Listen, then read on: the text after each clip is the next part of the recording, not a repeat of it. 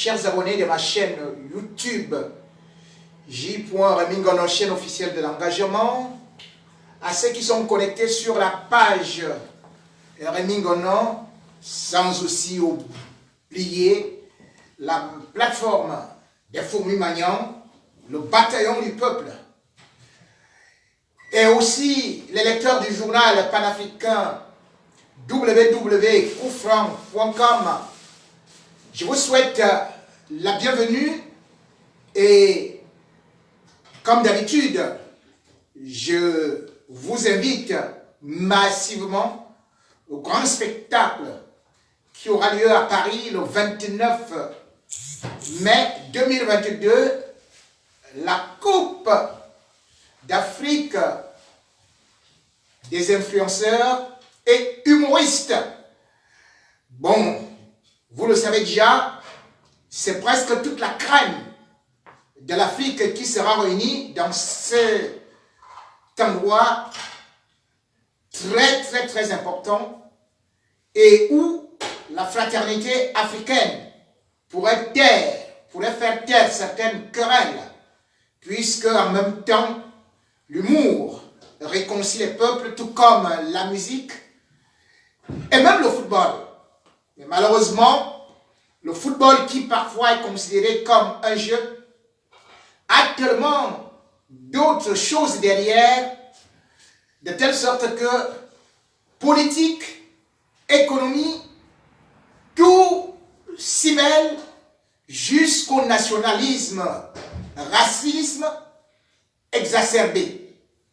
La Coupe du Monde, l'endroit où les nations, les grandes nations de football doivent se rencontrer, bien sûr, crée aussi des divisions entre des grandes nations, puisque il suffit d'un but, il suffit d'un penalty, il suffit d'une décision, qu'elle soit juste ou injuste, pour qu'on voit parfois des supporters se fâcher, se lamenter, ou même déclencher une véritable guerre, comme on en a vu au Nigeria, lorsque à Abuja, les Ghanéens très courageux ont marqué un but, et bien qu'ayant obtenu l'égalisation, les Black Stars ont pu éliminer les Super Eagles à domicile. Tout un chacun d'entre nous a vu comment est-ce que les supporters fanatiques sont descendus sur la pelouse, arraché des bancs et puis agressé de telle sorte que c'était la débandade, une mauvaise image de l'Afrique, puisque d'ailleurs un médecin de la Confédération africaine de football chargé de contrôle antidopage en est mort dans des circonstances qui restent encore troubles. La Confédération africaine de football est évoquant un accident cardiovasculaire, alors que les journalistes présents évoquent une totale agression. Et bien sûr, ce n'est pas une bonne image du football africain au moment où on constate que dans le monde entier, dans les pays civilisés, eh bien, on essaye parfois d'éviter tous ces débordements qui, dans l'Antiquité également, étaient connus. Mais malheureusement, sur les stades africains, on constate que la passion est parfois tellement énormissime que même les dirigeants se lancent dans le jeu du populisme, créent parfois des situations confuses, diffuses, juste parce qu'ils veulent se laver les mains, même quand il y a un échec. Les managers, entraîneurs, sélectionneurs, au lieu d'assumer parfois des échecs, préfèrent se réfugier derrière des prétextes de mauvais arbitrage, de vol, de corruption et des lamentations allant jusqu'à porter plainte. Il me serait difficile d'être dans la neutralité parce que pour mes followers algériens qui m'écoutent, ils vont dire, je suis Camerounais et je prendrai la défense des lions indomptables du Cameroun.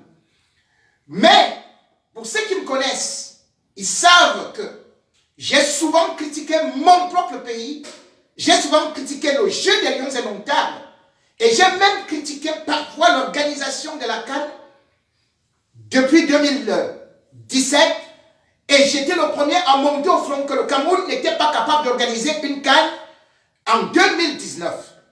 Le temps m'a donné raison, puisque la CAN a eu lieu en 2022, après des glissements, mais arrivé au Cameroun, les Algériens se sont beaucoup plaints, plus que moi, plus que toutes les autres nations.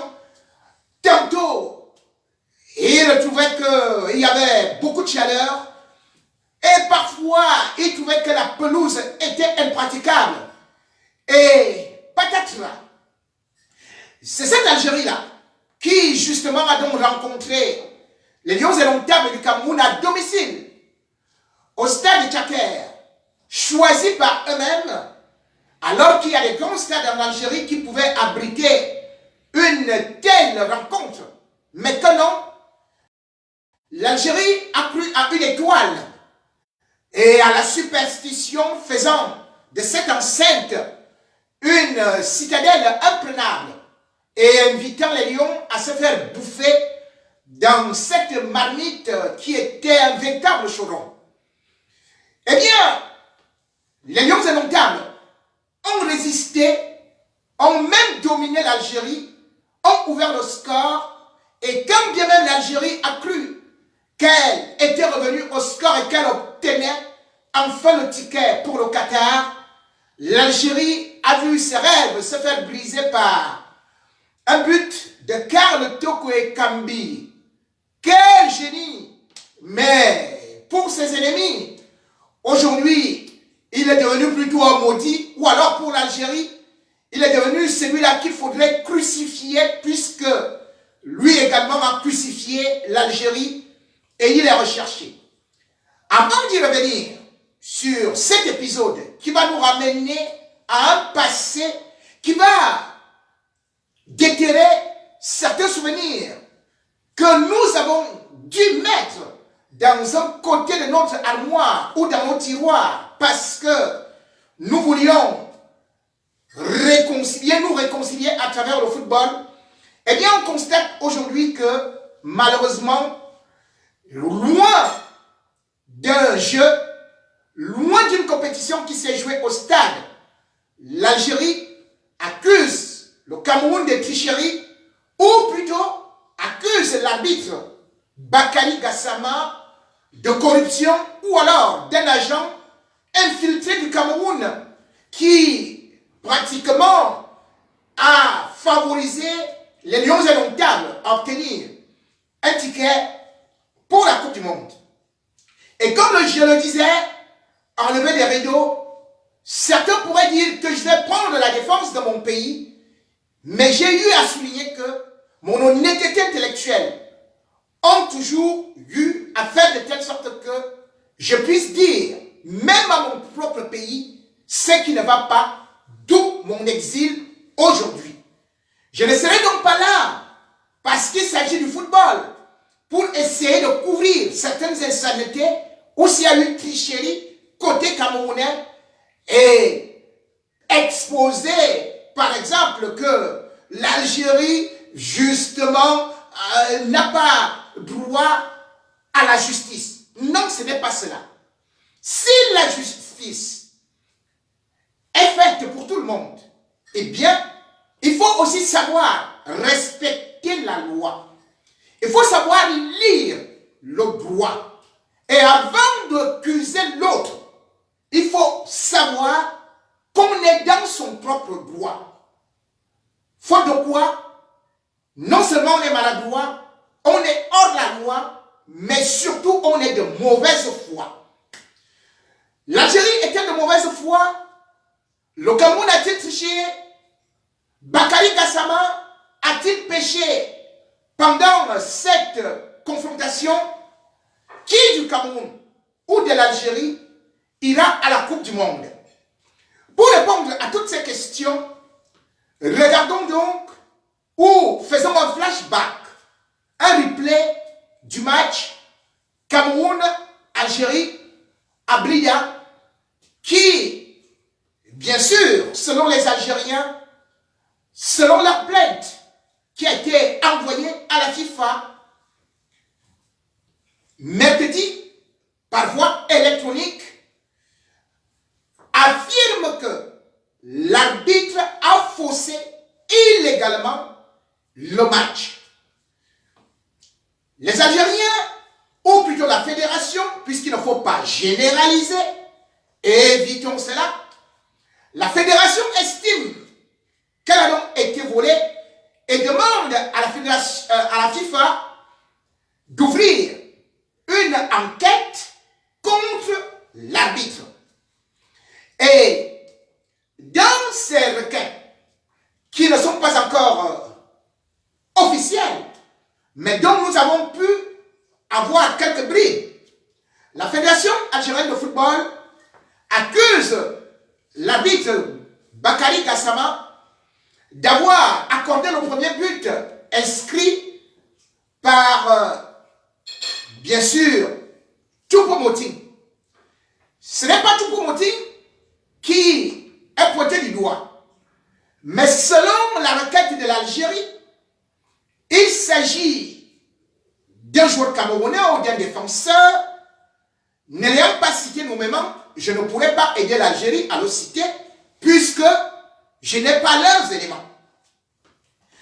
Dans leur requête, ils disent donc que c'est un joueur camerounais et particulièrement un défenseur qui avait retenu Aïssa Mandi par le maillot et l'a bousculé de telle sorte que ce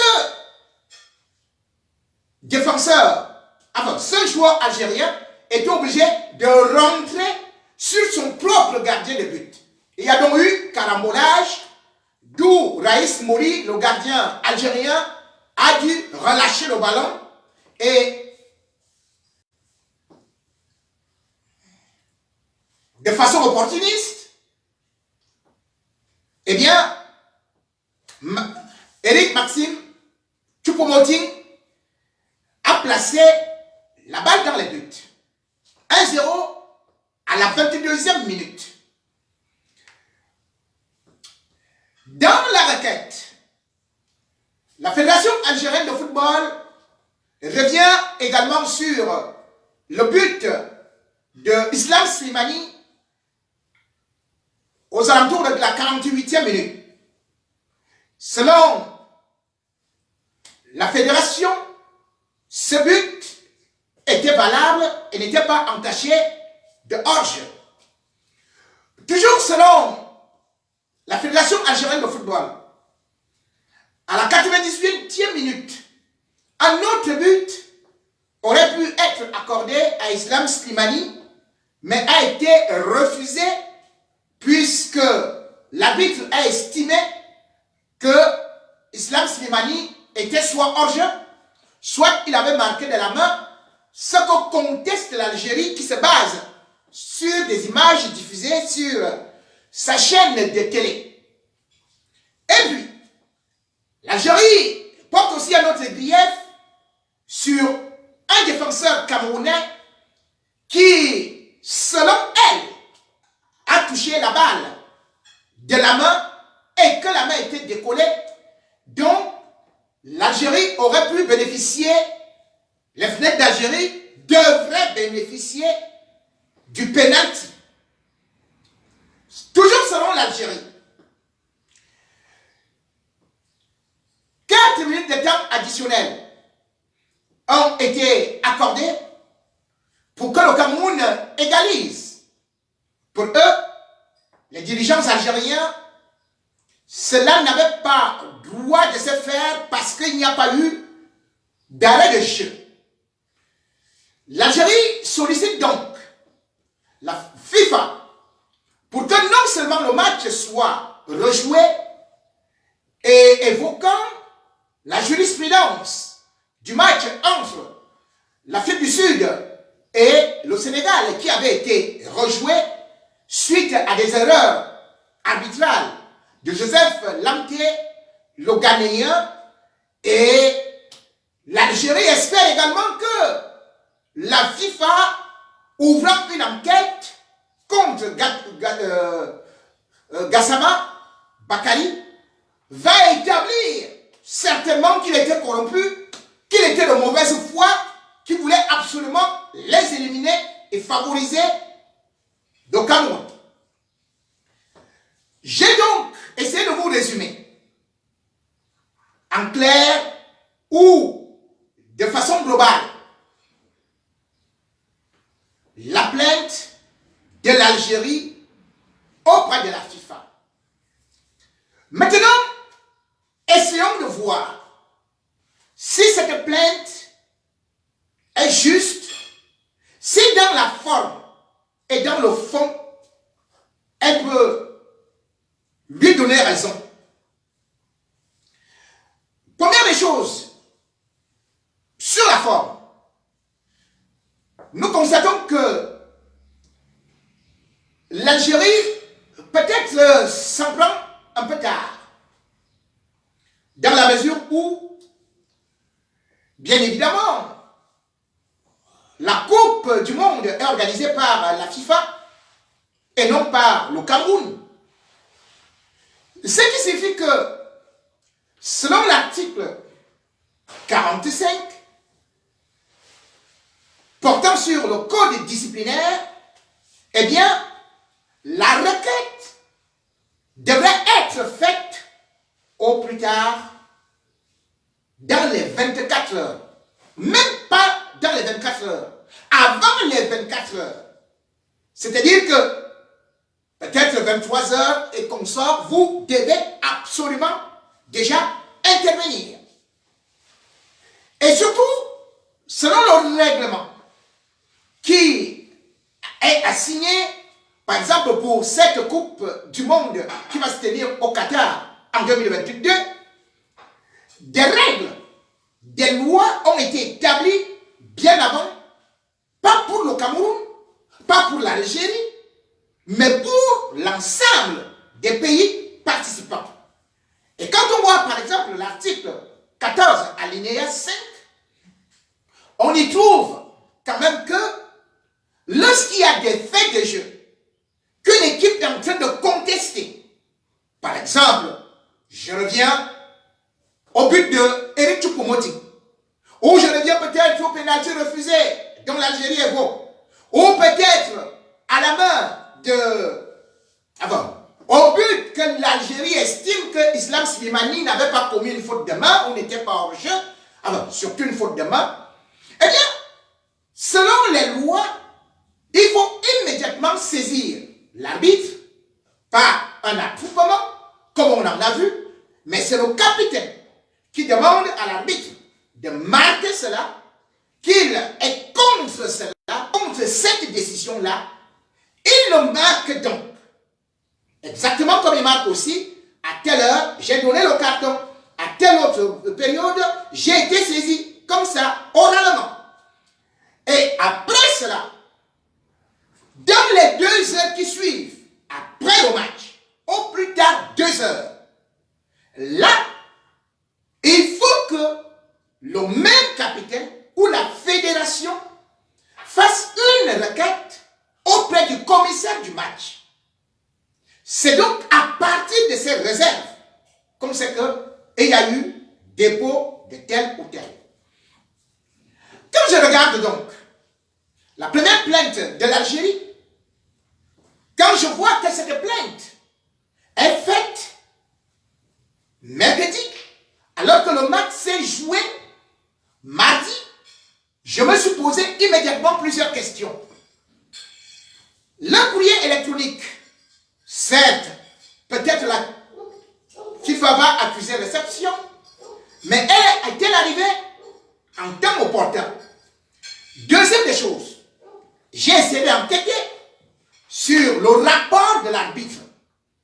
Dans le rapport de l'arbitre, nulle part le capitaine ne porte des réserves et nulle part le commissaire du match ne donne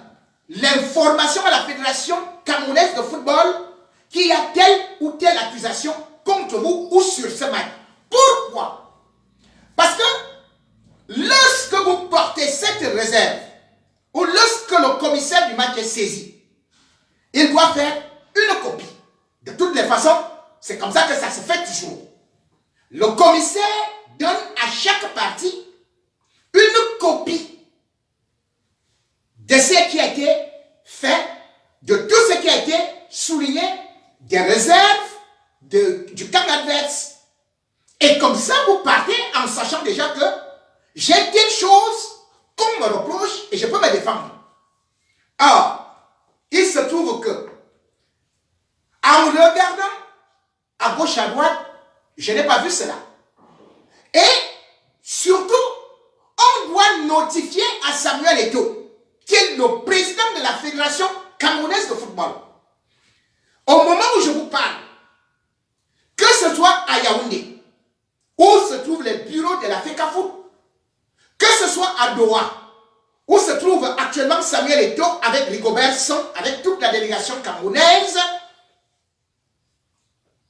aucune notification de la FIFA n'y est parvenue. Ça, je suis sûr. Parce que là-bas, j'ai des informateurs. Donc Samuel Eto'o et la Fédération camerounaise de football découvrent donc la plainte de l'Algérie sur des réseaux sociaux. Vous comprenez? Quelque chose là? C'est comme moi-même, je découvre souvent beaucoup de plaintes, des accusations contre moi sur des réseaux sociaux. Après, je vais à la justice, il n'y a rien. Je vais à tel endroit, il n'y a rien. Je dis, hey! Donc voilà donc l'Algérie qui accuse Bakary Gassama, qui n'a pas encore eu une notification, qui accuse les Lions indomptables, qui devraient quand même être partis puisqu'on est accusé de corruption, mais qui n'ont pas de notification, qui n'en savent rien du tout. Bon. Passons. Ce côté. Nous regardons maintenant certaines actions que l'Algérie nous a étalées. Le but de tout promoting, eh bien, l'Algérie se base sur le commentaire sur Twitter d'un journaliste allemand qui s'appelle Joshua Becher. C'est vrai que le nom Joshua me rappelle quand même un prophète nigérian qui voyait tout partout, sauf le jour où sa propre église devait s'effondrer sur ses fidèles. Je me souviens du prophète Joshua qui affirmait tout sauf et pouvait protéger tout le monde de la mort, sauf qu'il n'a pas su se protéger lui-même de sa mort et n'a pas vu sa mort arriver.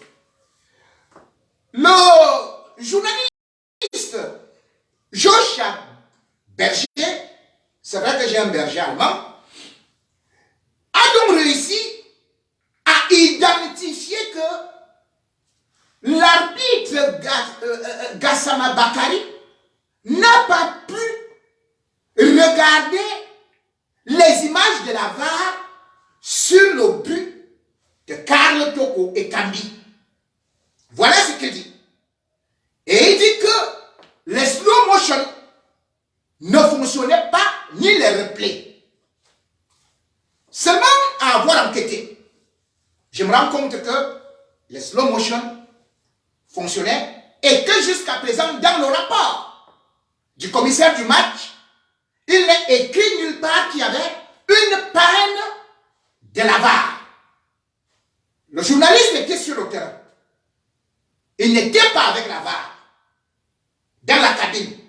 Et tout un chacun a vu l'arbitre aller parfois consulter l'écran. Maintenant, les Algériens disent que sur le but de Choupo-Moting, il n'est pas parti consulter la VAR pour voir que, eh bien, un joueur camerounais avait tiré le maillot d'un joueur algérien, lequel est parti glisser comme un tronc d'arbre sur le gardien de but. Et le gardien de but, qui avait des gants bruyants, a laissé passer le ballon, a annulé. Bon, c'est bien beau.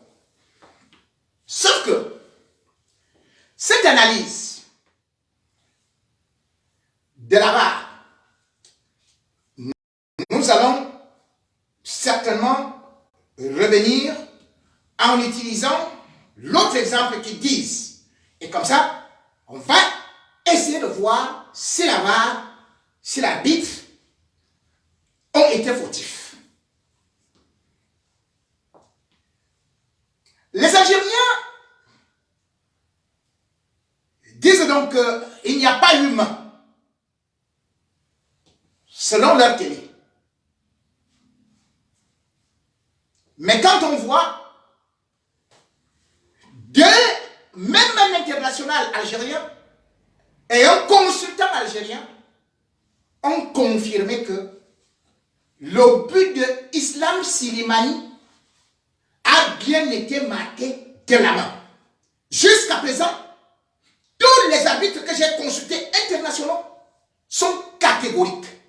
Et ils disent même que Bakary Gassama a été indulgent envers Silimani, puisqu'il a prolongé la balle de la main.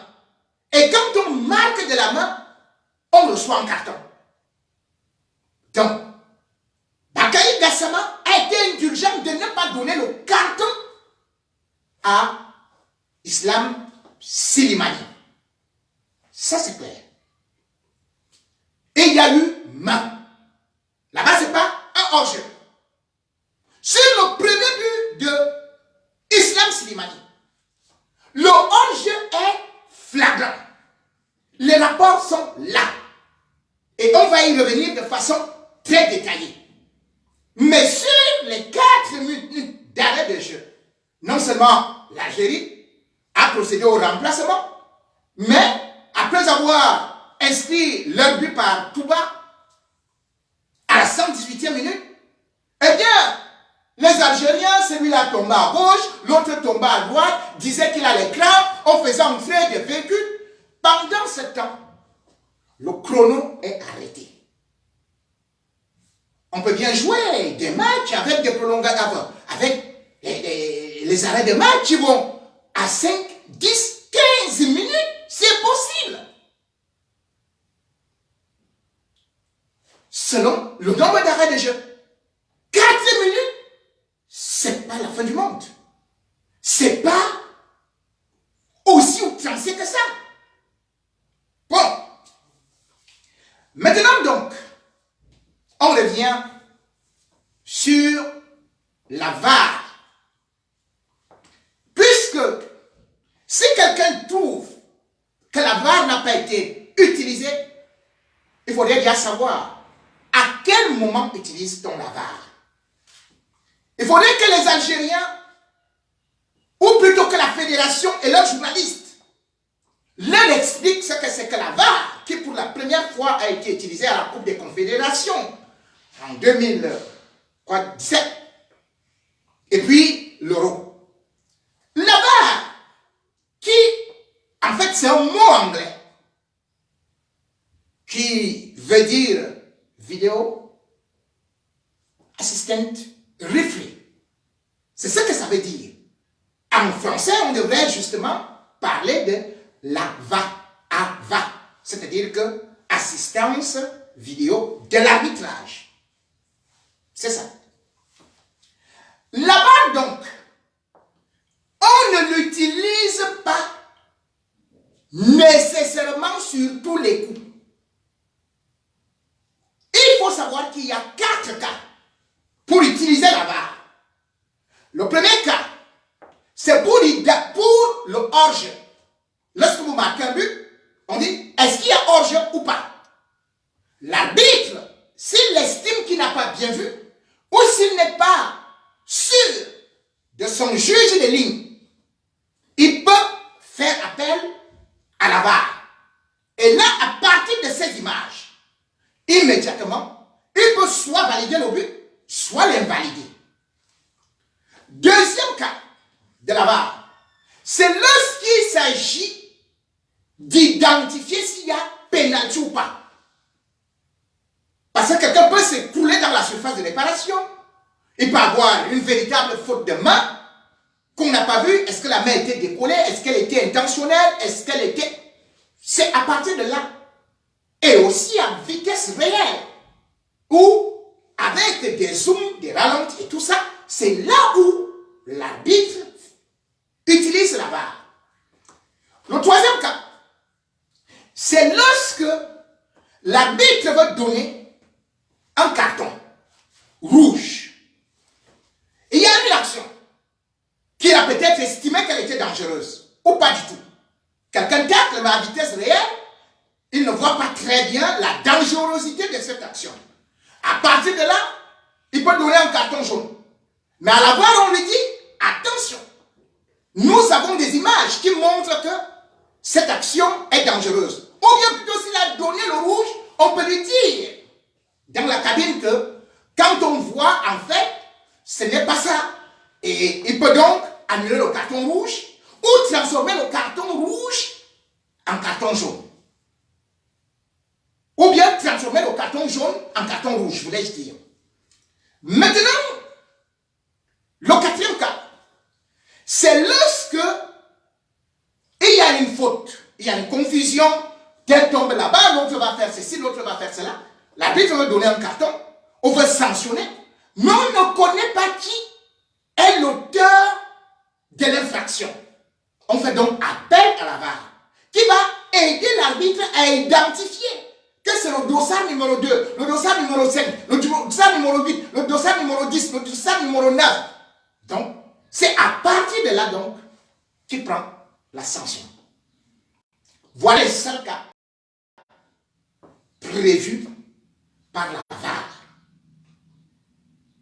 Voilà les seuls cas. Maintenant, lorsqu'on dit donc que, lorsque les Algériens accusent Gassama de n'avoir pas fait appel à la VAR, est-ce qu'il est obligé? Sont-ils convaincus qu'il n'a pas fait appel à la VAR? Il faut qu'on explique aux gens. Au moment où une action se joue, l'arbitre a une oreillette. Et il est en communication avec la VAR. Et les gens qui sont à la VAR, c'est 4 arbitres. Il faudrait donc qu'on nous montre, quand on va accuser Gassama de vol, quand on va accuser Gassama et le Cameroun de corruption, il faudrait donc que le Cameroun vienne d'abord à corrompre les 4 arbitres de la FIFA. C'est la FIFA qui les désigne. Ils sont arrivés au Maroc, en Algérie. Ils n'ont rencontré aucune autorité camerounaise. Et ils parlent allemand. C'était des Allemands. Et c'est des arbitres internationaux. Ils sont 4. Il faut donc les corrompre, les 4 à la fois. Les Camerounais sont arrivés en Algérie la veille du match. À quel moment ils n'étaient pas dans le même hôtel que les 4 Allemands, ni Bakary Gassama? Comment ont-ils pu faire pour manipuler le match? Et regardons donc ces arbitres internationaux, parce que la FIFA ne choisit que des arbitres expérimentés. Et comment fonctionne la VAR? Dans les 25 secondes au plus tard, après un incident, la VAR alerte l'arbitre. Donc l'arbitre n'est pas obligé de s'arrêter pour dire que oui, attendez, je m'en vais voir ceci et cela, oui, machin, tout le temps ils sont en communication. Parce que là-bas, chacun a son rôle. Il faut qu'on le comprenne.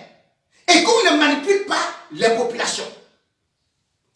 Chacun son rôle. C'est-à-dire qu'il y a un chef d'équipe parmi les 4.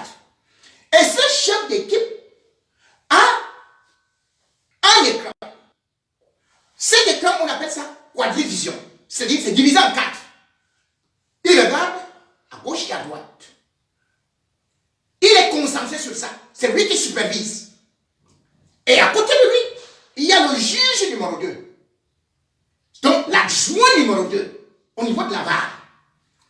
L'adjoint numéro 2 est chargé des hors-jeu. Donc, lui, il regarde si tu es hors-jeu. Donc, quand il dit que Islam Slimani est hors-jeu, il envoie ça directement au chef. C'est le chef d'équipe qui revoit les images et qui appelle l'autre. Et pour déterminer le hors-jeu, il faut savoir qu'il y a des caméras spéciales. Ce n'est pas ce que nous voyons là à la télé. Ces caméras ont 16 mètres de haut et sont reliées à des ordinateurs. Ces ordinateurs ont ce qu'on appelle des algorithmes. Et ces algorithmes font une synthèse. C'est parfois, sur des écrans télé, on fait souvent aussi ça, sur certains matchs, on met une ligne rouge. C'est des lignes virtuelles. Mais au niveau de la cabine, c'est encore beaucoup plus clair. Il voit cela. Donc quand on annule parfois un hors-jeu, nous les journalistes, nous disons, quand nous sommes dans nos cabines de commentaires, que oui, c'était juste un bout du pied, ou bien juste un petit doigt. C'est que il y a des caméras spéciales pour ça. Et ce n'est pas seulement les 4 que vous voyez là. Parce qu'il y a d'autres opérateurs qui sont là uniquement pour faire des zooms et pour faire, par exemple, que les images soient agrandies, qui font les super slow motion ou les ultra slow motion. C'est-à-dire qu'en dehors de ces arbitres-là, vous ne les voyez même pas. C'est eux qui prennent donc ces images et balancent aux autres, comme j'ai dit, aux autres assistants qui sont là. Il faut savoir que contrairement à ce que nous voyons, là-bas utilise entre 12 et 36 caméras. Donc ils peuvent avoir des plans serrés, ils peuvent avoir encore des plans que vous et moi ne pouvons jamais voir. Ils ont tout ça qu'ils balancent donc à l'arbitre du VAR, c'est-à-dire que l'assistant vidéo, le chef, qui après avoir constaté qu'il y a ceci, et tout ça, ça se fait en quelques secondes. Je dis maximum 25. Il parle donc à l'arbitre qui est sur le terrain. Parce que c'est lui seul qui parle. Les autres ne parlent pas à l'arbitre. C'est lui seul qui parle. Est-ce que tu peux revoir cette action? Il peut lui dire que, mais qu'est-ce qu'il y a là? Et puis il dit que je crois qu'il y a il y a ceci et cela. Ou bien, s'il n'est pas d'accord, ou bien s'il n'est pas sûr, l'arbitre qui est sur le terrain, il stoppe dans le match, après l'action, et part donc dans un coin, visiter ces images, qu'on lui envoie selon ce qu'il veut. Il peut demander tel plan, il peut demander tel autre plan, il peut demander il demande des plans larges, des plans serrés, il demande de la vitesse, il demande... Mais c'est tout ça, les replays. Il faut qu'on soit clair là-dessus. Il faudrait donc que le Cameroun, certes, qui a gagné parfois des trophées de corruption, qu'on nous démontre maintenant comment le Cameroun a fait pour corrompre tous les gars qui étaient là dans les cabines, les opérateurs de cabine, puis les arbitres assistants de la vidéo qui n'ont pas révélé, qui n'ont pas dit que la VAR ne fonctionnait pas. Il faudrait qu'on nous explique comment cela s'est passé. Donc ce côté-là, puisque j'ai essayé de vous donner un peu la cuisine interne de la VAR que nous regardons parfois, sans beaucoup comprendre, que les gens sachent que c'est un travail qui est fait en profondeur. Et s'il y a donc panne, comme le journaliste berger Joshua, le prophète a pu constater, eh bien, est-ce la faute du Cameroun? Mais je devrais vous dire, lorsqu'il y a eu coupure d'électricité au stade au Cameroun, là c'était la faute du Cameroun. Oui, c'est le Cameroun qui a payé. Si jamais le Cameroun battait l'Algérie, je crois que les réserves qui devaient être sur le match là devaient être jusqu'à... Mais c'est l'Algérie qui avait battu le Cameroun. Et pendant ce match, un pénalty a été refusé au Cameroun. Pendant ce match, un joueur algérien aurait pu avoir un carton rouge. Le Cameroun n'a pas voulu rester là pour des petites revendications. Ils se sont dit, nous allons jouer. Et maintenant, comme je disais par rapport à la VAR, le matériel sophistiqué de la VAR n'est pas camerounais. C'est une entreprise suédoise et une entreprise anglaise qui ont signé le contrat avec la FIFA. Donc, il fallait que le Cameroun aille aussi voir l'entreprise anglaise là. Et l'entreprise suédoise leur dit que manipulez-moi bien. La VAR là, manipulez. Et comme ça, les hors-jeux, vos hors-jeux, on ne verra jamais. Ceux de l'Algérie, allez, on va les voir. Vos pénaltys, on ne verra jamais. Ceux du Cameroun, on va les voir. Mais attendez, il ne faut pas délirer. Il ne faut pas délirer. Et maintenant, venons à l'arbitre qui est accusé de corruption, qu'il faudra enquêter sur sa moralité. Bakary Gassama contestait sa notoriété, c'est insulter même toute l'Afrique. C'est même humilier l'Afrique. Parce que Bakary Gassama est certainement le meilleur sifflet africain. Il est arrivé dans ce métier-là et il est devenu arbitre international depuis 2006. 16 ans. En 16 ans, cet arbitre n'a jamais été soupçonné de corruption. En 16 ans. Mais attendez. Laissons l'Afrique où il a arbitré les finales de Ligue des Champions et même la finale de la CAN et tout et tout. Laissons ça. Allons sur le plan international. Regardons en 2012.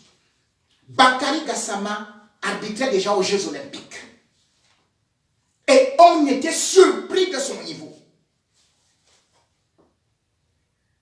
Bakary Gassama n'était-il pas arbitre à la Coupe du Monde 2014? Tous les journalistes occidentaux ont apprécié le niveau de vision et surtout le professionnalisme de Bakary Gassama. En 2018, en Russie, Bakary Gassama n'était-il pas là-bas? Il y était. Il a arbitré. Bakary Gassama n'a-t-il pas reçu le prix de meilleur arbitre africain par la CAF? Pas une fois. 3 fois successivement. 2014, Bakary Gassama, meilleur arbitre africain. 2015, Bakary Gassama, meilleur arbitre africain. 2016, Bakary Gassama, meilleur arbitre africain. Vous ne le respectez pas. Mais vous respectez Riyad Mahrez, qui a le ballon d'or africain, qui n'a pas encore 3 ballons d'or africains.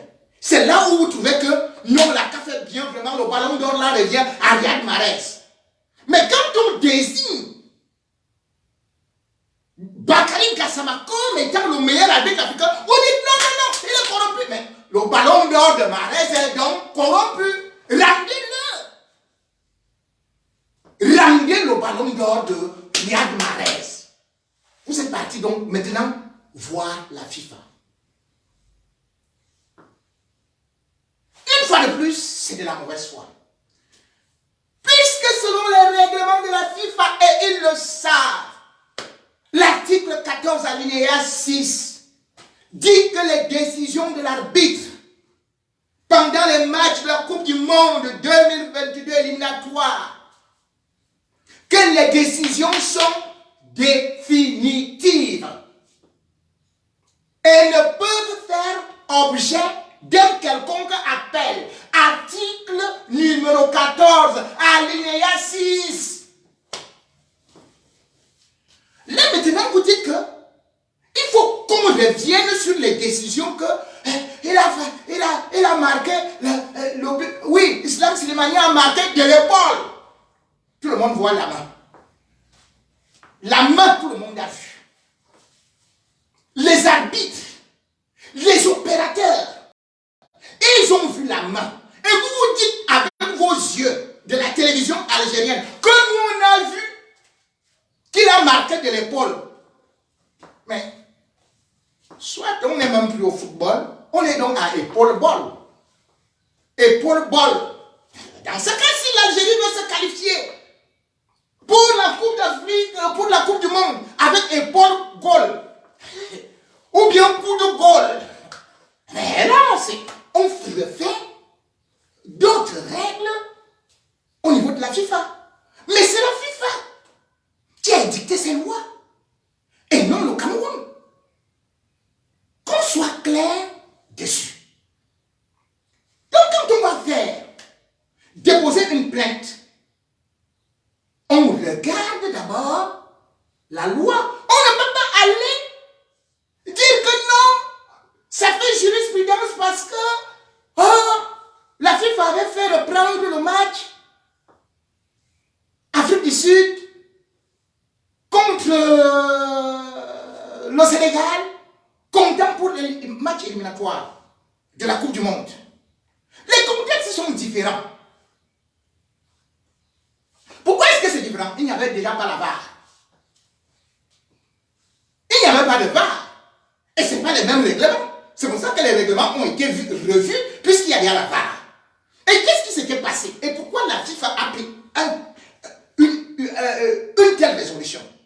Il faut aller en profondeur pour comprendre cela. Puisque le match se joue le 12 novembre 2016. Et Joseph Lamté va commettre beaucoup d'erreurs. Et la plus grosse, c'est qu'il accorde quand même un penalty inexistant au Bafana face au Lion d'Atlas, au Lion du Sénégal, de la Teranga. Les Bafana deviennent premiers du groupe. Et puis, ils battent, parce qu'ils battent le Sénégal par 2-1. Et le Sénégal devient troisième. Et c'était dans le même groupe que, par exemple, le Burkina Faso et le Cap-Vert. Donc, le Sénégal était bel et bien éliminé. Le Sénégal a fait immédiatement, sa dépôt de plainte, ses réserves, sur ce pénalty-là, immédiatement. Et c'est pour ça que la FIFA a aussi ouvert une enquête. Le Sénégal avait tout détaillé, tout ce qui s'est passé pendant ce match-là. La FIFA, avant de décider, la CAF avait déjà même suspendu Joseph Lamté pour 3 mois. Et maintenant, en mars, nous sommes déjà en mars 2017. Le 20 mars 2017, eh bien, c'est là où la FIFA décide de suspendre Joseph Lamté à vie. Parce qu'on va se rendre compte que, selon la FIFA, qu'effectivement, il avait manipulé le match, mais il n'y avait pas beaucoup de preuves. Mais on se rendait quand même compte que ça devait faire de telle sorte que certains paris puissent tomber. Mais le pénalty était tellement flagrant que Joseph Lamké fut banni à vie du football. Et jusque-là, le match n'était pas confirmé qu'il devait être rejoué. Le match est confirmé qu'il sera rejoué seulement après que le TAS ait eu à décider. C'est pour ça que le match se joue le 10 novembre 2017. Le match se joue en 2017, le 10 novembre. Ou bien le match se rejoue. Et le Sénégal va gagner par 2-0. Mais entre-temps, le test du tribunal arbitral du sport s'était mêlé de l'affaire, avait fait des enquêtes. C'est à la suite de ces enquêtes que le test avait suspendu, justement, avait confirmé la suspension à vie de Joseph Lamké par la FIFA. Donc c'est le test qui avait confirmé. Il faut faire la différence. C'est le test qui confirme. Donc du coup, la FIFA était dans son droit. Et Joseph Lamké est donc banni du football. Le match a rejoué. Le Sénégal va à la Coupe du Monde 2018. Cependant, ce qu'on oublie de dire, c'est que le Ghana a aussi rencontré l'Afrique du Sud pour un match très important. Et il y a eu erreur d'arbitrage. Mais ça n'avait rien changé. Mais lorsque le Ghana, ou bien l'Afrique du Sud, avait saisi la FIFA, parce que justement il y avait eu un penalty, les Black Stars du Ghana avaient gagné grâce à un penalty litigieux, et bien l'Afrique du Sud a dit, vous savez, on nous avait fait rejouer un match contre le Sénégal parce que nous avons bénéficié d'un penalty litigieux. Là maintenant, c'est le Ghana qui a bénéficié d'un penalty litigieux. Allez, nous aussi, on va rejouer le match. La FIFA a regardé et la FIFA a répondu au Ghana que les règles ont changé. Et depuis là, et quand on essaie de regarder, il n'y a rien. Oui, c'est vrai qu'il y a eu une erreur d'arbitrage, mais ça entre dans ce qu'on appelle le code de discipline. Le code de discipline, donc, c'est l'article 9. C'est l'article 9 qui sanctionne les arbitres. Le Cameroun n'a rien à y voir, non? Donc, même si vous voulez tuer Bakary Gassama, ce ne sera que sur l'article 9. Or, comme je vous ai dit, non seulement il y a eu erreur de part de l'Algérie par rapport à l'article 14, alinéa 5, mais surtout l'article 14, alinéa 6, qui protège les prises de décision de Gassama, qui n'est pas obligé d'aller voir la VAR. Non, un arbitre peut refuser de consulter la VAR. Il n'est pas obligé. Il faut voir les lois du football ou de l'International Board pour comprendre. Il n'est pas obligé. Il est le seul maître. Il peut décider que ce but, je n'ai pas besoin de revoir l'action parce que j'ai la certitude. J'étais bien positionné. Parce que parfois, l'arbitre peut être de tel côté et l'action se passe peut-être à 10 mètres de lui, ou bien un joueur protégeait ou couvrait son champ de vue, et du coup, il va demander la VAR. Mais s'il est sûr d'avoir vu quelque chose, il n'a pas besoin de faire recours à la VAR. C'est pour ça que je vous ai dit que prenez d'abord la définition de VAR. Vidéo Assistant Referee. C'est un assistant. Ce n'est pas le décideur. C'est un assistant. Vous ne pouvez pas m'assister et vous décidez. Ah mais non. Au lieu vous n'allez pas dire que non, comme la VAR n'a pas fonctionné dans le match, elle finit, c'est pourri, c'est gâté. Mais attendez. Et encore que la VAR a bien fonctionné. Puisque nulle part, l'Algérie dans sa requête ne parle d'une VAR qui n'a pas fonctionné, mais plutôt d'un journaliste qui aurait témoigné qu'il n'y avait pas les slow motion, il n'y avait pas les ultra slow motion, il n'y avait pas les super. Mais attendez, il n'y était pas. Parce que personne n'entre là-bas. Nos cartes de presse que nous avons ne nous permettent pas d'entrer dans les cabines de la VAR. C'est-à-dire que c'est la barre elle-même qui se filme encore. Ce n'est pas nos caméras, ce n'est pas les caméras des journalistes. Ce sont leurs propres caméras qui les filment. Et comme je vous ai dit, les caméras sont implantées dans tout le stade, tout autour et dans le... C'est comme ça qu'on prend les décisions. Et maintenant, lorsqu'on veut donc aller dans cette logique où nous avons essayé de voir s'il y avait des fautes d'arbitrage, s'il y avait de la corruption, s'il y avait ceci, s'il y avait des influences négatives, on peut donc revenir à d'autres choses beaucoup plus claires. L'Algérie demande un match à rejouer. Mais quand on voit l'historique des matchs de l'Algérie contre le Cameroun, l'Algérie est sûre de gagner le Cameroun. L'Algérie a gagné le Cameroun par accident. Il faut se dire que ce Cameroun-là a été privé d'un Gamale. Il faut se dire que ce Cameroun-là, Abouakar Vincent, jouait étant blessé et est sorti à la mi-temps. Il faut se dire que le milieu de terrain était expérimental.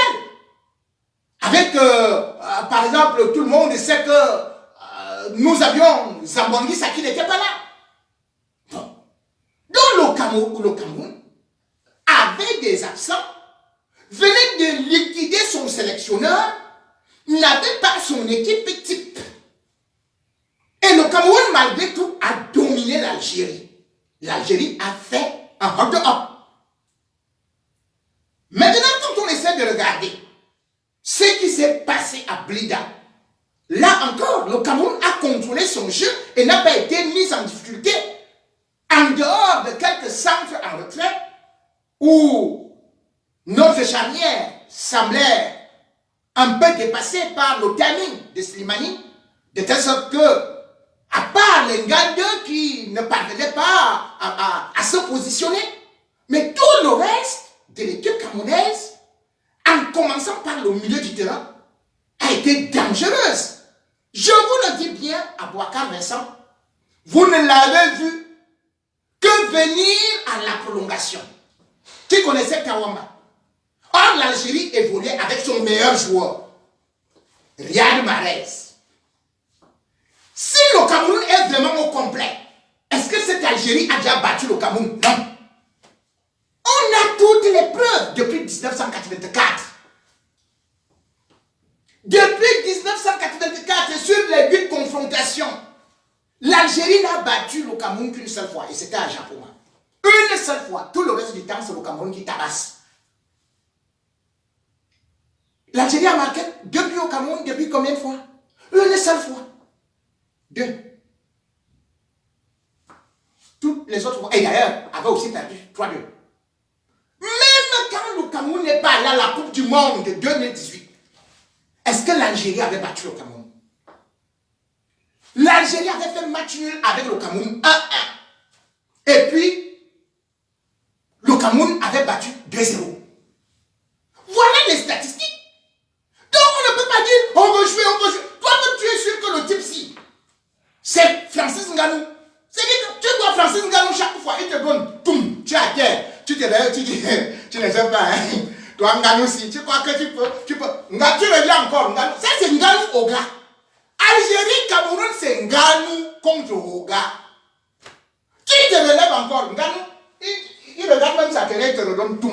Tu es à terre. Tu te relèves, tu dis, oh, c'est l'arbitre. Oh, c'est la pelouse. Oh, c'est... Mais attendez. Francis Ngannou ne s'occupe pas de toi. Voilà, Algérie, Oga, il se relève encore. Ngannou encore, toujours à terre. Et chaque fois, il se relève pour dire, tu vas voir ce que je vais faire. Ce que je vais te faire, tu soulèves le pantalon. Mais non. Laissons ça.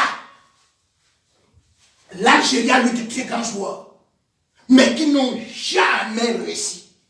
Même quand le Cameroun avait des joueurs moyens à battre le Cameroun. Oui, l'Algérie a eu des joueurs comme Rabat Madjer. D'ailleurs, on parle de la Madjer, ici partout dans le milieu footballistique. Un excellent joueur. L'Algérie a eu le Lakhdar Belloumi. Lakhdar Belloumi, lui aussi, ballon d'or. Oui, l'Algérie a eu Ça là, ça donne dribbleur. Oh non! Mais, quand ces gars-là venaient devant le Cameroun, celui-là, il fait comme ça, il tombe seul. Nos gars, ils regardent comme ça, là. Lève-toi. Lève-toi, petit. Lève-toi, petit. Mais, et c'est aujourd'hui que l'Algérie trouve qu'elle va battre le Cameroun, que le Cameroun l'a battu par tricherie. Regardons l'historique. C'est de ça qu'il s'agit. Comme le dit Rigobert Song. Il vous avait prévenu que vous croyez que vous n'êtes pas en danger, c'est là alors même où vous êtes en danger. Vous marquez, vous commencez à vous rouler par terre. Mais le lion vous calcule. C'est comme ça. Et c'est ce qui s'est passé. Et quand on essaie de regarder quel pays africain a participé à la Coupe du Monde et a honoré l'Afrique comme le Cameroun, c'est la 8e participation. Même le vieux Roger Mila a fait sensation dans le monde. Même si l'Algérie gagne, n'est-ce pas, vous dites que non, les grands l'ont parti. En 1982, les joueurs camerounais n'étaient pas connus. On était dans le même groupe que l'Italie. L'Italie de Paolo Rossi. Mais, meilleur buteur de cette compétition-là. Ils ont été incapables de battre le Cameroun. d'Abeka Théophile, de Mbitarantes. Et ils avaient un gardien qu'on appelait Dinosaure. À peine les Italiens avaient marqué contre les Camerounais. Une minute après, Mbitarantes s'égalisait. Le monde a mis les mains sur la tête comme ça. Mais on était contre la Pologne de Boniek. De Boniek. Est-ce que la Pologne a pu nous battre à cette époque-là? C'est pas ce qu'on appelle maintenant le Lewandowski. Boniek, mais c'était un poison. Et puis, le Cameroun devait se qualifier.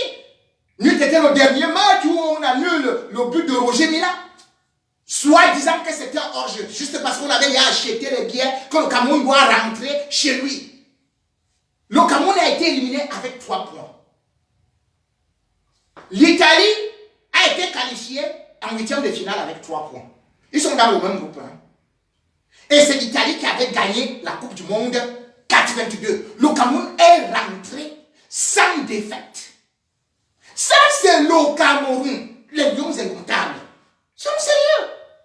Tout le monde a vu que ce soit 90, 94. Mais quand on avait seulement les gens comme Ekeke et tout ça, mais on a vu les Massines, qui n'étaient pas des super grands joueurs, qui ont eu à tenir les Diego Maradona. Ça, c'est le Cameroun. Un pays qui a fait sensation et qui a failli se qualifier pour les demi-finales de la Coupe du Monde.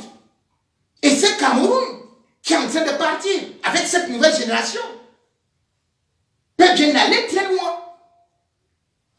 Mais, même à la Coupe des Nations, le Cameroun a été éliminé en demi-finale. Mais l'Algérie, qui va aller à la Coupe du Monde, éliminé où? Phase de poule.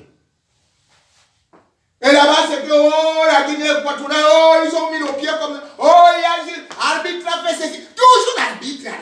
Oh, la pelouse. Bon, portons plainte contre la pelouse. Portons plainte contre le soleil. Portons plainte contre l'air. Portons plainte contre l'hôtel. Portons plainte contre Dieu. Oui. Mais vous êtes rentré au premier tour. Et vous voulez partir où? Regardons même le classement FIFA. Mais laissons même la CAN. Où le Cameroun lui gagne tout le temps. Après l'Égypte, là, c'est Cameroun. Mais regardons même le classement FIFA. C'est la logique qui a été respectée. C'est-à-dire que, on va vous dire que le premier pays africain, actuellement au classement FIFA, c'est le Sénégal. Et le classement FIFA a été publié encore aujourd'hui. Et on trouve que c'est le Sénégal qui est 20e au classement FIFA et premier en Afrique. Oui, le Cameroun est 6e. L'Algérie est derrière le Cameroun. Sur le plan africain. C'est-à-dire que la logique, quand on voit les équipes qui sont qualifiées pour la Coupe du Monde, vous allez voir le Sénégal, vous allez voir le Maroc, vous allez voir la Tunisie, après, vous allez voir, après peut-être le Ghana. Celui qui vient se crucifier là, ce n'est que le Ghana qui est venu remplacer le Nigeria, parce que le Nigeria est numéro 3 au classement africain. Donc l'Algérie est derrière le Cameroun. La logique est donc que les lions indomptables du Cameroun aillent à la Coupe du Monde. Les statistiques le prouvent. Et puis, j'ai été quand même surpris que c'est le sélectionneur qui a été réconforté par Rigobertson, qui arrive là, qui a eu peur de Rigobertson, qui était en larmes, qui disent que les arbitres ne les respectent pas, que c'est toujours ainsi. Donc les arbitres viennent pour respecter une équipe, ou pour avoir peur, ou bien parce que les arbitres sont chez vous, ils doivent être avec vous. C'est Djamel Belmadi qui était le premier à accuser, à lancer ceci. Mais la réalité est que lui-même, il savait que tout ce qu'il était en train de dire là, d'accuser le Cameroun, d'accuser les arbitres, il devrait démissionner. C'est vrai qu'il a conduit l'Algérie à la CAN jusqu'à remporter le trophée en 2019. Mais entre-temps, l'Algérie n'a plus montré qu'elle était conquérante. Elle manquait de fond de jeu. Alors que le Cameroun, lui, il est en train de renaître de ses cendres. Le Cameroun n'a pas été à la Coupe du Monde de 2018. Mais le Cameroun était quand même dans d'autres Coupes du Monde, même s'il n'a pas brillé en 2010 ou 2014. Mais le Cameroun montrait que c'est un géant d'Afrique. C'est une grande équipe qu'on respecte dans le monde entier. On peut critiquer le Cameroun partout. Mais quand on parle de football là, pardon, dites-nous chef. Non, les Algériens, vous êtes mes amis. J'ai beaucoup d'amis, et tout et tout. Et quand on veut porter plainte, il faut regarder les conditions d'accueil. Vous vous rendez compte? En Algérie, quand on a vu certaines choses se passer, c'est vrai qu'ils n'ont pas été hyper violents cette fois-ci, mais quand même, ils ont hurlé, sifflé l'hymne du Cameroun. C'est pas plaisant ça? C'est ça la fraternité? Ils ont sifflé l'hymne du Cameroun. Quand les Algériens sont venus à Douala, ils ont été accueillis comme des princes.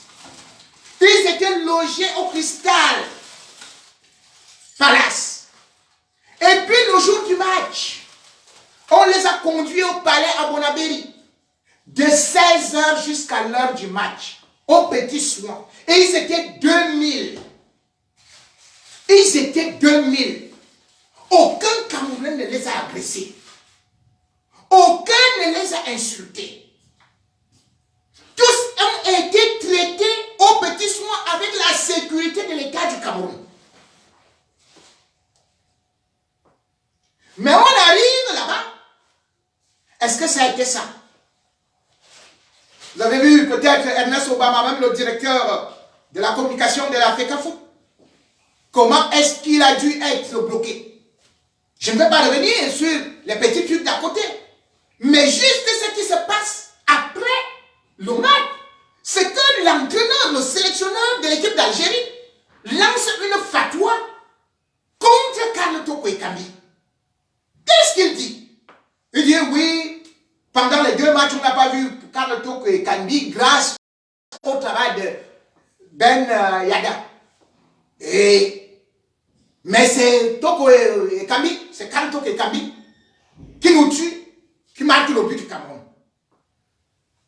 Il attire l'attention des Algériens sur Karl Toko Ekambi. Et qu'est-ce qui se passe aujourd'hui? Sur des réseaux sociaux, on voit des supporters des Flecs d'Algérie avec des faux sobriquets qui insultent Toko Ekambi. Des mots que je ne peux pas dire ici parce que c'est dangereusement raciste. Ils insultent jusqu'à sa mère. Et temps, je connais comment est-ce que ce garçon est respectueux de sa mère et de son père. Parce que moi, je les ai reçus à RFI en 2018. Lorsque Carlo Toko Ekambi a eu le prix Marc-Vivien Fouet. C'est son père qui lui a dit que va saluer Jipon Bingono. Et il est venu, il se courbait comme ça pour venir me saluer. Et il ne disait même pas mot. Voilà un type innocent, inoffensif, qui n'a jamais blessé quelqu'un. Mais aujourd'hui, les supporters algériens disent que donnez-nous son adresse, on ira cambrioler. Qu'il rentre chez lui, ou machin, tout ce qu'il dit. Mais qu'on insulte sa mère, qu'on insulte de cette façon, qu'on le menace de mort. Pour un match de football, juste parce qu'il a marqué un but de toute beauté. Et on doit le crucifier. Sur ce côté-là, il ne porte pas plainte. Si le Cameroun veut, le Cameroun peut porter plainte. Il y a des menaces de mort. On ne peut pas aller saisir la FIFA alors qu'on laisse des hooligans s'attaquer à l'intégrité physique d'un joueur camerounais. Qui a dénoncé cela? Même pas le président. Qu'est-ce qu'il a fait plus? C'est que tout cela, il crée juste le feu, juste pour créer une guerre, et hop, lui n'est plus là. Sharaf Amara, puisqu'il s'agit de lui, le président de la Fédération algérienne de football, c'est lui qui fait la requête auprès de la FIFA que le match soit rejoué. Il dit que j'espère que les enquêtes de la FIFA permettront, donc c'est la FIFA qui viendra maintenant et les éléments qu'on a donnés permettront de rejouer le match. Mais entre-temps, bon, je ne suis pas sûr que vraiment ça peut donner quelque chose parce que après il dit je démissionne. Lui il a rien démissionné. Le président de la Fédération algérienne de football, qu'on appelle la FAF, Sharaf Amara, a déjà démissionné. Il a placé son adjoint pour rester géré. Et en attendant une élection qui aura lieu dans 60 jours. Entre-temps, au lieu de souhaiter bonne chance aux Lions indomptables, comme il se devrait, il préfère plutôt allumer, discréditer les Lions indomptables et mettre le feu entre les communautés. Moi, je connais des Algériens qui sont mes amis. A-t-on besoin, quand on est incapable de présenter un bilan positif, de remettre le discrédit sur celui qui a eu le mérite, le courage de venir vous battre sur place? Mais regardez l'entraîneur égyptien, Carlos Queiroz. Mais c'est un entraîneur très expérimenté. Mais qu'est-ce qu'il a dit? Il a dit, Aliou Cissé a réussi à me battre 2 fois. Ce qui signifie qu'il est certainement meilleur entraîneur que moi. Point final. Et il a démissionné. Point final. Et il a dit, le Sénégal est en train d'aller représenter aussi l'Égypte. Voilà ce qu'on appelle un grand homme. Il a reconnu ses limites, alors qu'il avait déjà qualifié d'autres pays à la Coupe du Monde. Et d'ailleurs, il n'a perdu que sur le penalty, sur le tir au but, autant pour moi, face à la meilleure équipe d'Afrique, le Sénégal. Mais il a jeté le tablier, sans jeter la boue sur le Sénégal. Qui devrait jeter la boue sur l'autre aujourd'hui? Qui devrait se plaindre? C'est les Camerounais qui devraient se plaindre des Algériens. On devrait être revanchards. Mais on ne l'a pas fait. Parce que un attaquant camerounais qui aurait pu être dans les Lions indomptables a été tué. Il a été tué en Algérie. Alors qu'il était le meilleur buteur de JS Kabylie et même du championnat algérien. On oublie ça. C'était le 23 août 2014. Albert Ebossé. Il n'avait que 24 ans. Et ce jour-là, il était le seul qui avait marqué au stade de Tizi Ouzou pour JS Kabylie. Et en même temps, dans les vestiaires, les supporters algériens se sont pris à lui. Ils l'ont tabassé, ils l'ont molesté. Avec les forces de sécurité, on a fracassé son crâne. Qu'est-ce que l'Algérie a fait? La fédération algérienne, tout comme les dirigeants de JS Kabylie, ont prétexté que c'est un objet tranchant qui venait ou des tribunes, et tantôt ça venait d'un immeuble qu'on devait construire qui est venu tuer Albert Ebossé pendant qu'il était en train de sortir du stade. Oh, c'était dans les vestiaires. Une enquête a été faite avec autopsie. Et c'est quand on fait l'autopsie qu'on se rend compte qu'il a été immobilisé de force. De cette sorte que la clavicule gauche était déboîtée. Qu'il a été poignardé dans le dos. Et qu'il a reçu des coups de matraque sur le crâne. Qui ont défoncé son crâne. Le sang était dans le cerveau. Les vertèbres broyées. La Confédération africaine de football avait suspendu ce club-là de Kabylie pour 2 ans. Mais la Fédération algérienne de football a préféré dire que, ou bien que non, nous c'est seulement 6 mois. C'est à huis clos. Les matchs vont se jouer là-bas à huis clos. Voilà un joueur camerounais qui a été assassiné sur la terre d'Algérie. Est-ce que les Algériens ont fait la guerre? Est-ce que les Camerounais ont fait la guerre à l'Algérie? Est-ce que les Camerounais ont sifflé l'hymne de l'Algérie? Non. Le président de la Fédération algérienne de football a été accueilli par Samuel Eto'o avec un bouquet de fleurs. Y a-t-il un malheur de voir un frère de l'Afrique subsaharienne aller à la Coupe du Monde? Surtout s'il a du mérite. Surtout s'il a bataillé. N'est-il pas de bon esprit que surtout Ben Madi, qui a grandi ici, qui a vu Rigobert Song sortir de la mort, de l'AVC, et qui, à peine arrive, qualifie le Cameroun, il devrait dire non, Frangin, tu es fort. Tu es bon. Ça aurait été très simple. Ça aurait été élégant. On aurait respecté l'Algérie. Que de venir nous mettre dans cette situation aujourd'hui, ou si jamais quelque chose arrive à Carl Toko et Kambi, on dira tout simplement que c'est à cause des gens comme les Belmadi qui n'ont pas voulu dire la vérité à leur peuple. Que tout ce que nous faisons là, nous n'avons pas gagné sur le terrain. Et nous ne pouvons pas gagner à la FIFA.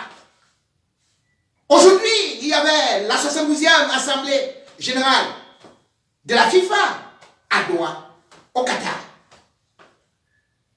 Y avait-il le drapeau de l'Algérie là-bas? C'était le drapeau du Cameroun qui était là. Qui était ici. Oui. À quel moment on va donc rejouer ce match-là? Celui de l'Algérie contre le Cameroun? Et peut-être même quand si on joue ce match-là, ce sera 3-0, voire 4-0. Ah oui. Parce que les petits là auraient déjà pris beaucoup de confiance. Vous avez vu? Marès. Le petit truc qu'il fait à City là. Il a fait ça. Même nous au taureau. Il le regardait comme ça. Il dit viens ici. Il fait le pied comme ça là. Il fait... Vous croyez que nos choses sont là? Aboubakar Bessam, quand vous voyez le gars, il marche comme ça là. Mais vous-même vous dites que mais c'est pas possible. Mais Aboubakar Bessam a planté 6 buts. À la canne. C'était moi quel joueur algérien a marqué là-bas. Mais le petit Carl Toko et Kambi là. Lui il a fait que grandir là. N'oubliez pas qu'en 2014, quand le Cameroun jouait la Coupe du Monde là, en 2014, Carl Toko et Kambi qui a marqué 5 buts à la canne là, et qui vient de tuer l'Algérie. Lui, il jouait encore en national en France. Il était au Paris FC. Hein? Mais regardez comment est-ce qu'il évolue. Très très vite. Mais en Algérie, on n'entend que des noms. Oh, le Brahimi, Ebelaïli, Mami Mimi, Mimi. Mais quel est un gros nom? Nos petits là, oh, non, non, non, non. Non, Algérie, laissez ça. On vous connaît. Non, mais c'est pas possible. Ah, c'est Samuel qui assemblé là-bas, comme j'ai dit. C'est Samuel Eto'o qui était là-bas. Il était respecté. Quel joueur algérien peut avoir véritablement le palmarès de Samuel Eto'o? Qui même? Qui? Personne. Réunissez-les tous. Personne. Personne. Quand vous regardez Rigobertson, Ben m'a dit, toi, Ben m'a dit, dis-moi, qui tu as joué où? Mais, Rigobertson, mais, tout un chacun connaît. Combien de Coupes d'Afrique des Nations? Et il en a gagné 2 en tant que joueur. 10 ans comme capitaine. Oui. À part Cristiano Ronaldo qui a des statistiques incroyables là, avec 5 Coupes du Monde. Mais Rigobertson, lui aussi, il a participé à 8 CAN, comme je le dis. Et sans oublier les Coupes du Monde. La dernière, c'était en 2010, hein, que Rigobertson jouait. Donc, rien que quand toi-même tu vois Rigobertson, tu dis que non, grand, tu es grand. Mais grand, tu es grand. Ce n'est pas parce que moi aussi, j'ai fait beaucoup de bruit là en bas.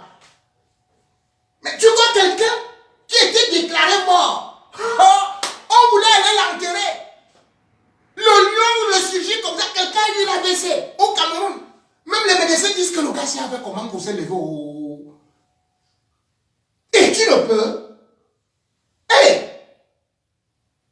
Mais vous êtes très courageux. Il faut laisser ça. Ce n'est pas en allant prendre tel ou ceci et cela. Moi, j'ai dit, les Lions indomptables auraient pu gagner. Même au match aller. Même comme ils n'avaient pas tout leur effectif. Mais je l'avais déjà révélé ici. Ils étaient lourds.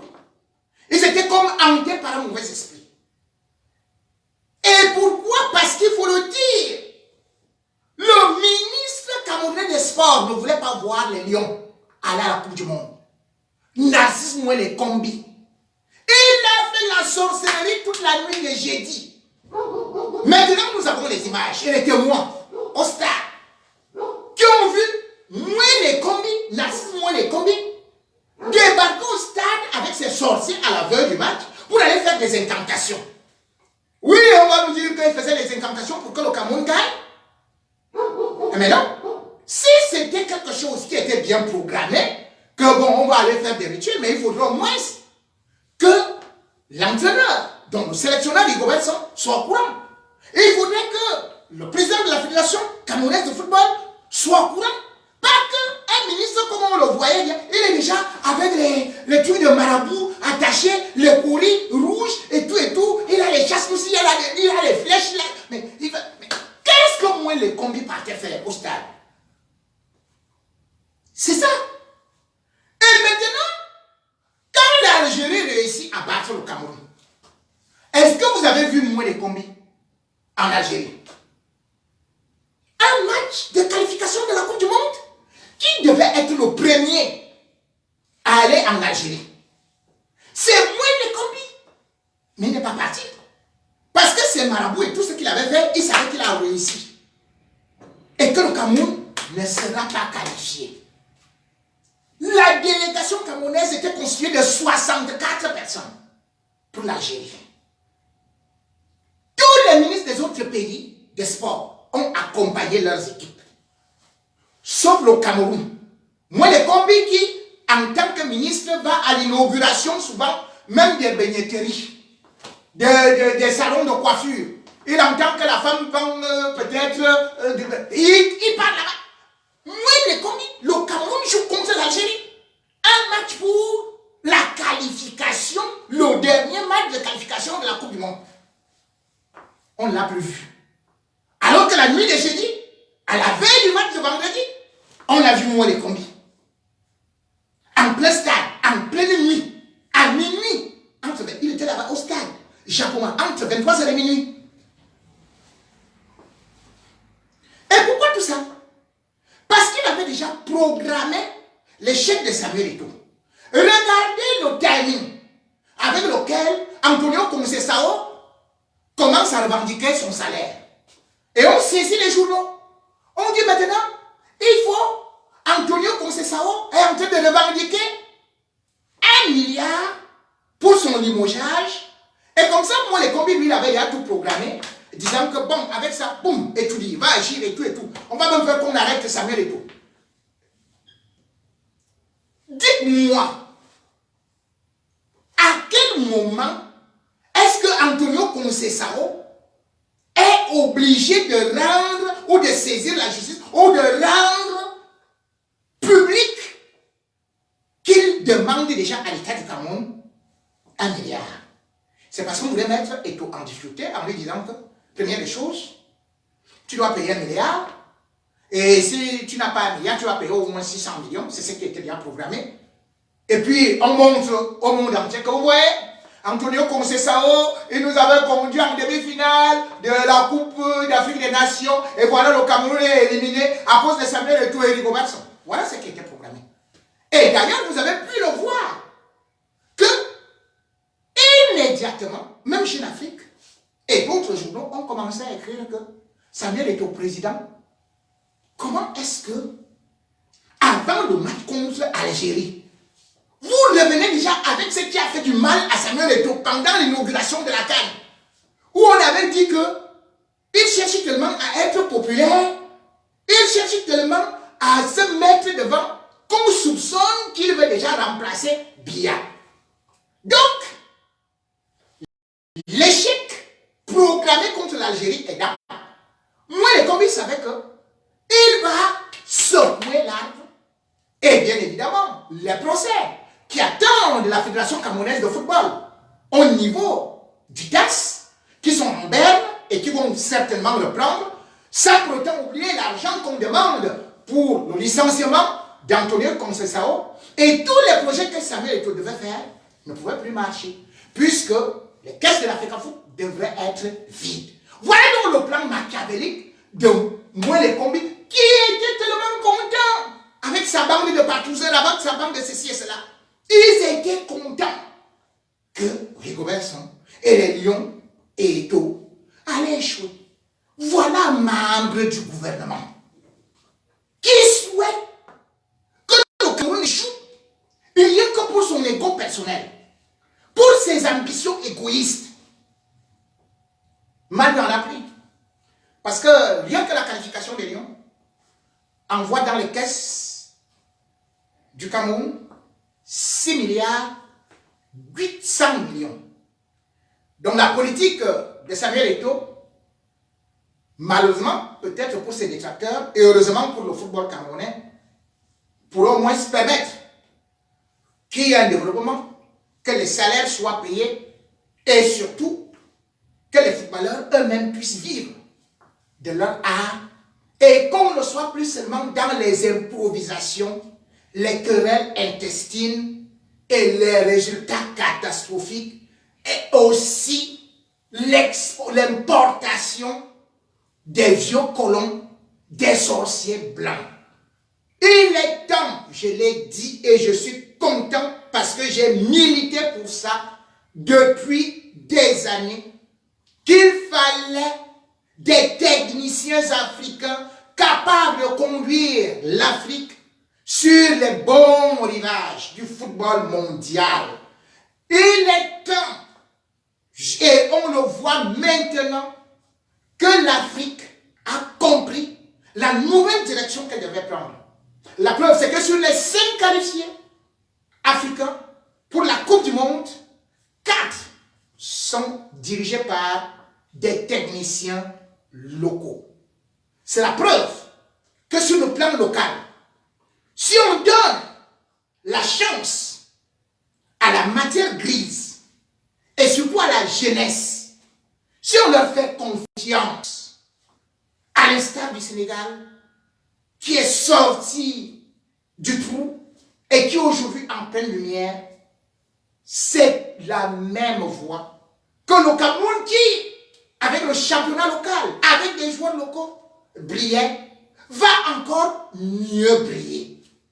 Briller, savoir, connaître ce qu'on a et apprécier ce qu'on est. Nous avons des joueurs talentueux, parfois qui n'ont pas été exposés à leur juste valeur. Mais aujourd'hui, avec Samuel Eto'o, peut-être aussi au Cameroun, s'il jouait là-bas comme les Jean-Louis Mama, qui avaient un talent incroyable, comme Jean Mangongene, on ne l'aurait pas connu.